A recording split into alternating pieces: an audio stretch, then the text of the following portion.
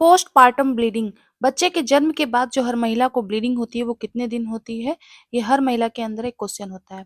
यह शरीर का एक नॉर्मल प्रोसेस है जिसमें गर्भाशय यानी यूट्रस को की सफाई होती है। ये अपनी नॉर्मल स्थिति में आने की कोशिश करता है, जिसे लोचिया भी कहते हैं।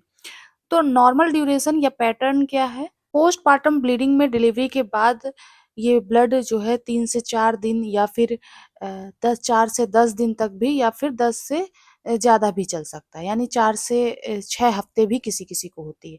यानी कि अगर डेढ़ महीने से 2 महीने तक ये ब्लीडिंग अगर हो रही है तो ये नॉर्मल है। किसी-किसी को ये नहीं कहेंगे कि सबको ही डेढ़ महीने से 2 महीने तक होती है, किसी-किसी को 15 दिन, 20 दिन इतनी भी होती है, ये भी नॉर्मल है। लेकिन अगर इससे ज़्यादा होती है तो फिर ये एब्नॉर्मल है, आपको डॉक्टर से कंसल्ट करना चाहिए। पर यहाँ पे अगर ब्लीडिंग का एक और भाग देखेंगे कि अगर ये ब्लीडिंग लाल रंग की हो रही है, गुलाबी रंग की, भूरे रंग की या पीले या सफ़ेद रंग की हो रही है, तो इससे घबराइए मत। ये होता क्या है, यूट्रस की सफाई हो रही होती है। प्रेगनेंसी के समय में जो बेड बना होता है, जिसमें बच्चा चिपका होता है, तो वहाँ पे कई फ्लूइड्स इकट्ठे होते हैं जो कि आपके बेबी के लिए प्रॉपर ज़रूरी होते हैं। उन्हीं की सफाई हो रही होती है जिसकी वजह से वो बाहर से यूट्रस से निकाले जाते हैं, क्योंकि उस समय अब इस समय उसका कोई काम नहीं रह जाता, जिसकी वजह से ये डिस्चार्ज रेड भी हो सकता है, भूरा भी हो सकता है, पीला या सफ़ेद भी हो सकता है। यानी आपने जाना कि पोस्टपार्टम ब्लीडिंग जो है सामान्यतः 6 से 4 से 6 हफ्ते तक बंद हो जाती है। कब चिंता करने की बात है? अगर ये 6 हफ्ते से भी ज़्यादा ब्लीडिंग हो रही है और अगर ब्लीडिंग बदबूदार आ रही है या फिर तेज़ बुखार, पेट दर्द या चक्कर जैसा आ रहा है या फिर बहुत-बहुत बड़े-बड़े क्लॉट आ रहे हैं, तो ऐसी स्थिति में आपको तुरंत डॉक्टर को दिखाना चाहिए और चिंता करने की बात यहाँ पे हो जाती है। क्योंकि ये इन्फेक्शन हो सकता है या फिर रिटेन प्रोडक्ट ऑफ कॉन्सेप्शन हो सकता है। रिटेन प्रोडक्ट ऑफ कॉन्सेप्शन क्या है? जिसमें डिलीवरी या फिर मिसकैरेज किसी को हुआ हो, उसके बाद जो है एबॉर्शन हो गया हो, तो उसके बाद जो गर्भाशय या यूट्रस के अंदर जो प्लेसेंटा में जब बच्चा चिपका हुआ रहता है, तो उसके कुछ हिस्से वहाँ पर छूट जाते हैं, जिसकी वजह से बाद में इन्फेक्शन या डिस्चार्ज जो प्रोसेस बना रहता है। लंबे समय तक ज़्यादा बार-बार ब्लीडिंग या बैड स्मेलिंग डिस्चार्ज, ये सब सिम्पटम्स उसमें दिखते हैं और साथ में पेट या पेल्विक एरिया में लगातार आपको दर्द या क्रैम्प्स या बुखार, ये भी हो सकता है। इसके डायग्नोसिस कैसे करेंगे, यानी कैसे इसको पता करेंगे कि वहाँ पे क्या हो रहा है, क्या दिक्कत आ रही है? तो डॉक्टर आपको यूएसजी यानी कि अल्ट्रासाउंड के लिए बोलेंगे, पेल्विस का अल्ट्रासाउंड कराने को, कुछ ब्लड टेस्ट भी बोल सकते हैं जैसे सीबीसी, एचसीजी, ये ब्लड टेस्ट करवाएँगे जिससे पता चलेगा कि वहाँ पे क्या प्रोसेस हो रही है। उपचार यानी कि ट्रीटमेंट, ट्रीटमेंट में इसमें सर्जिकल मैनेजमेंट में से भी डॉक्टर इसको क्योर कर सकते हैं या फिर कुछ एंटीबायोटिक्स यानी कुछ दवाओं से भी क्योर कर सकते हैं या कुछ मेडिकेशन से भी क्योर हो सकता है।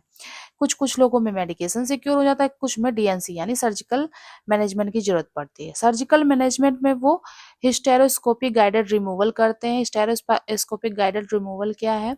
ये एक दूरबीन है जो कि यूट्रस के अंदर डाली जाती है और इसमें छोटे-छोटे फॉरसेप्स या सर्जिकल इंस्ट्रूमेंट लगे रहते हैं, जो कि पहले तो वहाँ देखता है कि कितने एरिया में इन्फेक्शन फैला हुआ है, कहाँ-कहाँ फैला हुआ है। फिर वो दूरबीन जो है जब पहचान लेता है सारी चीज़ों को, फिर वो धीरे-धीरे कट कर के सारे इन्फेक्शन को यूट्रस के बाहर निकाल देता है। दूसरा, अगर वहाँ पे सेकेंडरी पोस्टपार्टम हेमरेज हुआ हो, तो यानी पीपीएच, तो भी आपको डॉक्टर से मिलने की बहुत ज़्यादा ज़रूरत है। तब वहाँ पे डॉक्टर पोस्टपार्टम हेमरेज के बाद अगर बच्चे के जन्म हो जाने के 24 घंटे से 12 हफ्ते तक अगर ब्लीडिंग हो रही है, यानी कि यूट्रस के अंदर कोई प्रॉब्लम है।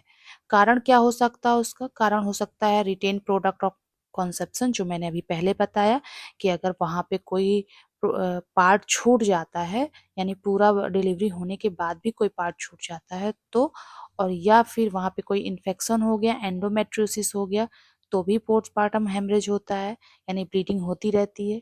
या फिर सब इन्वोल्यूशन ऑफ प्लेसेंटल साइड, ये क्या होता है? ये है जब बच्चा डिलीवर हो जाता है उसके बाद भी अगर यूट्रस जो है कहीं-कहीं किसी-किसी जगह पे श्रिंक नहीं होता। पहले तो यूट्रस फैलता है, लेकिन अगर श्रिंक नहीं होता, बाद में दोबारा अपने प्रॉपर साइज़ में नहीं आता है, तब इस प्रोसेस को बोलते बोलते हैं सब involution of placental side.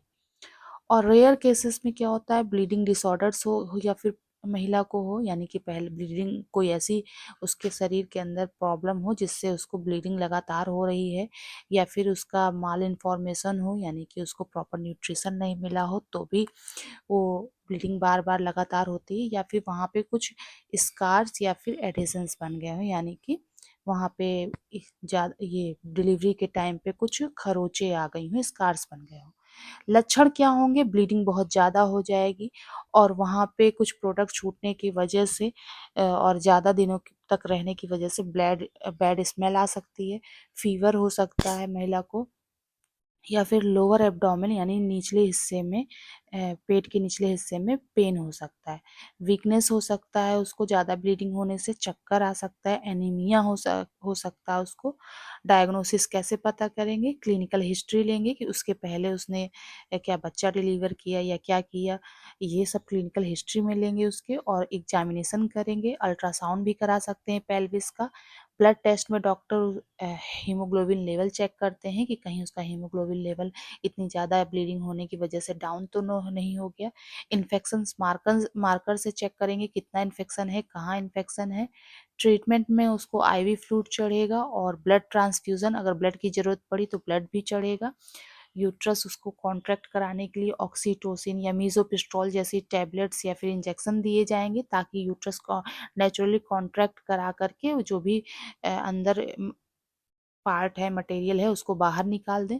Antibiotics देंगे कि वो इन्फेक्शन और ना फैले और जो है वो ख़त्म हो जाए। सर्जरी में हो सकता है डीएनसी करवाएँ या फिर वही हिस्ट्रोस्कोपी करा सकते हैं। तो ये सब प्रोसेस होती है।